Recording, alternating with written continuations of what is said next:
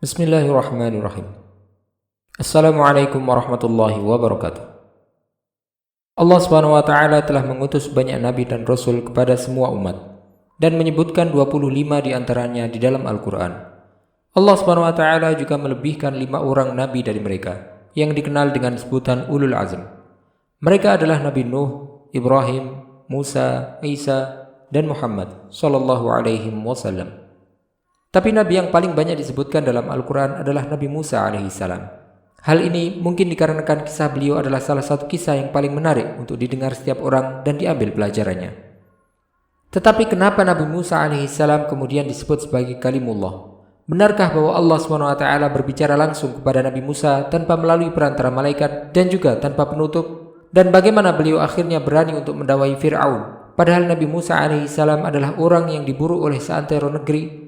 Apa sajakah 9 mukjizat yang diberikan oleh Allah SWT kepada Nabi Musa? Simak video ini sampai selesai untuk mendapatkan jawabannya. Namun sebelum dimulai, silahkan untuk klik tombol like dan subscribe channel ini sebagai penyemangat bagi kami untuk dapat selalu menyajikan video bermanfaat lainnya kepada Anda.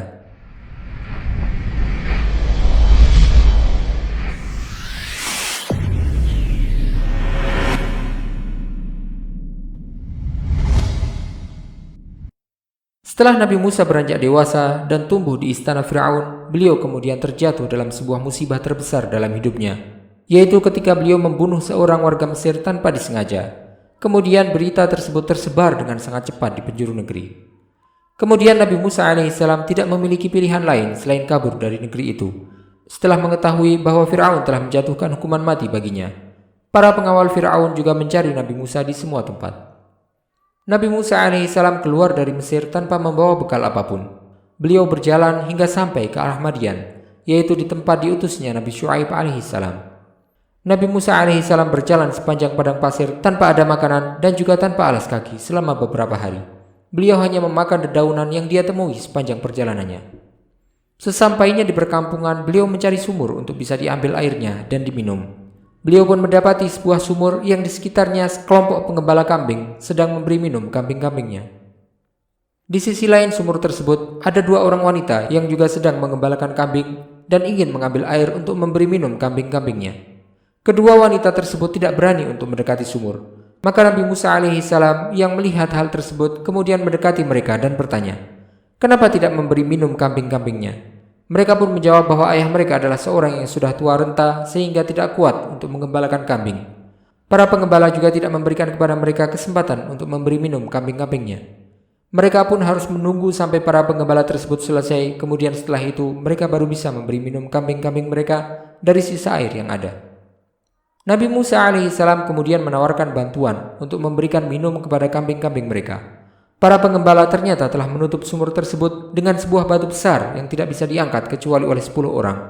Nabi Musa alaihissalam kemudian mengangkat batu tersebut sendirian. Beliau adalah seorang yang kuat.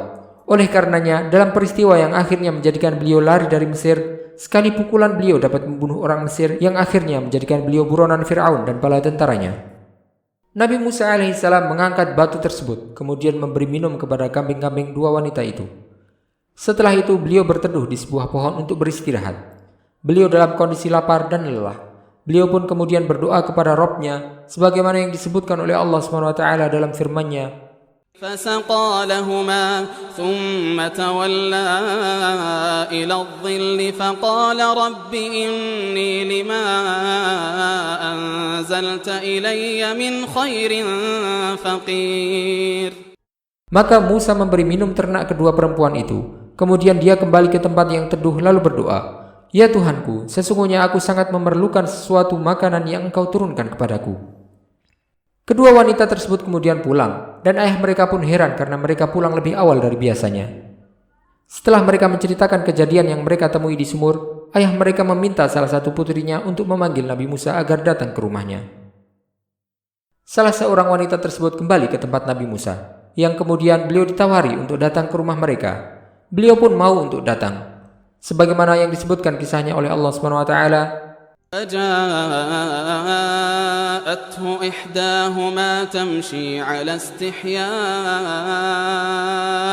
قَالَتْ إِنَّ أَبِي يَدْعُوكَ لِيَجْزِيَكَ أَجْرَ مَا سَقَيْتَ لَنَا. Kemudian datanglah kepada Musa salah seorang dari kedua perempuan itu berjalan dengan malu-malu. Dia berkata, "Sesungguhnya ayahku mengundangmu untuk memberi balasan sebagai imbalan atas kebaikanmu memberi minum ternak kami." Wanita itu berjalan di depan Nabi Musa untuk menunjukkan jalan ke rumahnya, sedangkan Nabi Musa berjalan di belakangnya. Angin yang bertiup pun menyingkap betis wanita itu, sehingga Nabi Musa kemudian meminta agar beliau yang berjalan di depan, dan wanita itu menunjukkan jalan dari belakang. Hal itu agar Nabi Musa tidak melihat bagian tubuh yang tersingkap angin tersebut. Wanita itu takjub dengan amanah Nabi Musa, dan sesampainya di rumah, dia berkata kepada ayahnya, "Ayah, pekerjakanlah lelaki ini, karena pekerja yang terbaik adalah yang kuat dan amanah." Ayahnya kemudian menyetujui permintaannya. Ayahnya kemudian menawarkan kepada Nabi Musa untuk dinikahkan dengan salah satu putrinya dengan syarat dia bekerja selama 8 tahun untuk mengembalakan dan memberi minum kambing-kambingnya. Nabi Musa alaihissalam menyetujui hal tersebut. Kemudian Nabi Musa dinikahkan dengan salah satu putrinya. Allah SWT berfirman, قالت إحداهما يا أبت استأجره إن خير من استأجرت القوي الأمين. Dan salah seorang dari kedua perempuan itu berkata, "Wahai ayahku, jadikanlah dia sebagai pekerja pada kita. Sesungguhnya orang yang paling baik yang engkau ambil sebagai pekerja pada kita ialah orang yang kuat dan dapat dipercaya." Disebutkan bahwa ayah wanita tersebut adalah Nabi Syuaib alaihissalam, tetapi pendapat tersebut bukan pendapat yang kuat. Nabi Musa alaihissalam kemudian bekerja selama 8 tahun kepada ayah wanita itu, dan beliau pun mendapatkan tempat tinggal dan keperluan makan minum sehari-hari darinya. Nabi Musa kemudian menambahkan masa kerjanya hingga 10 tahun. Setelah berlalunya 10 tahun, Nabi Musa merindukan keluarganya, ibu dan saudara laki-lakinya, Harun. Beliau pun berniat untuk pergi ke Mesir dengan sembunyi-sembunyi untuk mengunjungi mereka. Nabi Musa alaihissalam melakukan perjalanan dengan istrinya bersama dengan rombongan kerabatnya. Mereka berjalan menuju Mesir hingga datanglah malam hari. Allah SWT menakdirkan malam tersebut adalah malam yang dingin dan gelap. Tidak ada cahaya yang menerangi mereka. Mereka pun tersesat dalam perjalanannya dan tidak mengikuti jalan yang biasa ditempuh. Malam semakin dingin dan gelap. Ketika itu Nabi Musa alaihissalam melihat ada cahaya di puncak bukit. Beliau pun bergembira dan berkata kepada istrinya, "Tinggallah di sini. Aku melihat ada yang menyalakan api di atas bukit. Mungkin aku bisa menemui orang-orang yang bisa membantu kita." Allah SWT menceritakan kisah ini dalam firman-Nya, فلما قضى موسى الأجل وسار بأهله آنس من جانب الطور نارا قال لأهلهم كثوا إني آنست نارا. Maka ketika Musa telah menyelesaikan waktu yang ditentukan itu dan dia berangkat dengan keluarganya, dia melihat api di lereng gunung. Dia berkata kepada keluarganya, "Tunggulah di sini, sesungguhnya aku melihat api." Nabi Musa mengambil tongkatnya dan menuju ke arah cahaya tersebut. Beliau berharap menemukan sesuatu yang bisa membantu mengatasi dingin dan gelapnya malam itu. Sesampainya di bukit, Nabi Musa alaihissalam menemukan hal yang mengejutkan. Beliau mendengar Allah SWT berfirman kepada beliau tanpa perantara. Allah Ta'ala berfirman kepada beliau, "Ya Musa, inni ana Allahu Rabbul Alamin." "Wahai Musa, sungguh aku adalah Allah, Tuhan seluruh alam." Nabi Musa pun mematung di tempatnya, tidak tahu apa yang harus diperbuat. Allah SWT kemudian bertanya kepadanya untuk menenangkannya. Allah berfirman, "Wama tilka biyaminika ya Musa?" "Dan apakah yang ada di tangan kananmu, wahai Musa?"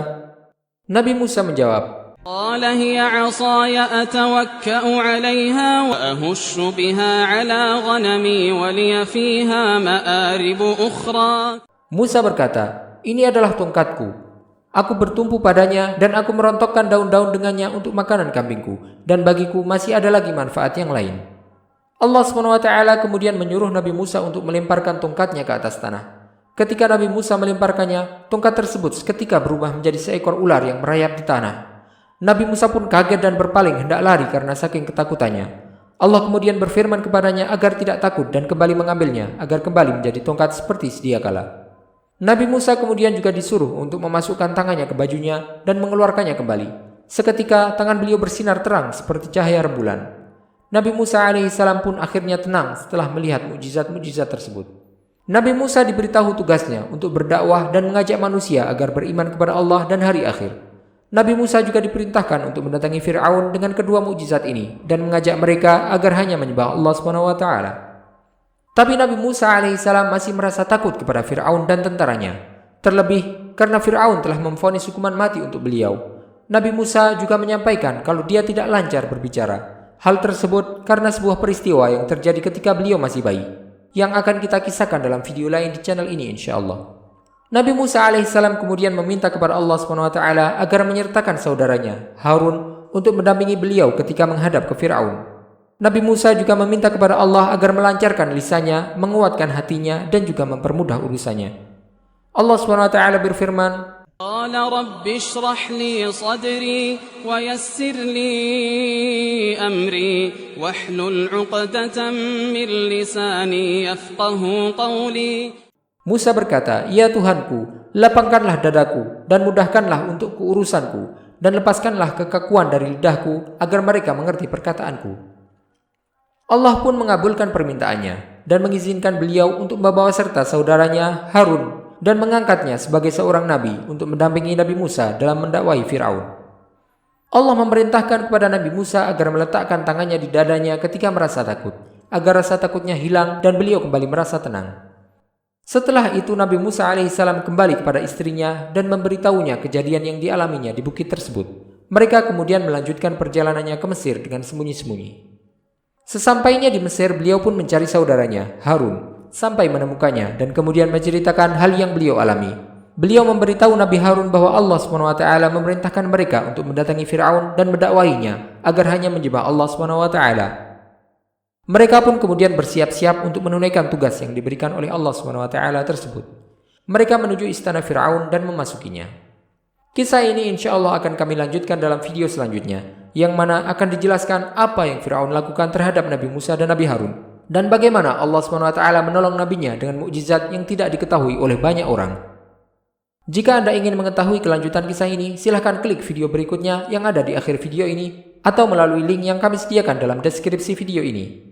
Jika Anda menyukai video ini, jangan lupa untuk klik tombol like dan juga sebarkan kepada yang lain, serta klik tombol subscribe agar mendapatkan pemberitahuan dari video-video terbaru dari kami. Wallahu ta'ala alam wa sallallahu wasallam wa baraka ala sayyidina Muhammadin wa ala alihi wa sahbihi ajma'in. Wassalamualaikum warahmatullahi wabarakatuh.